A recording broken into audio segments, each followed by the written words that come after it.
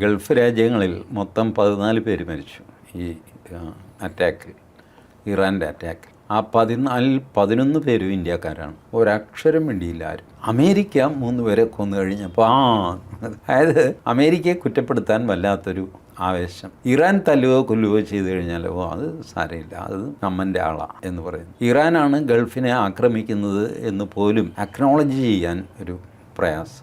അതല്ല, അമേരിക്കയാണ് ഗൾഫിനെ ആക്രമിച്ചതെന്ന് വെച്ചു എൻ്റെ അമ്മ ഇവിടെ എന്തൊരു ജാതിയും ബഹളവും സംഗതിയൊക്കെ ആയിരിക്കും എന്നറിയാം.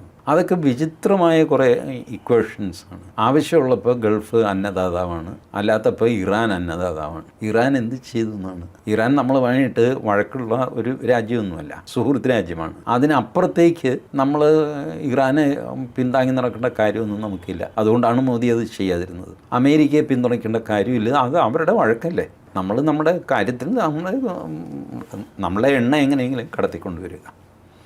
അത് കള്ളക്കടത്ത് വരെ നമ്മൾ ചെയ്തിട്ടുണ്ടെന്നാണ് ഞാൻ അറിയുന്നത്.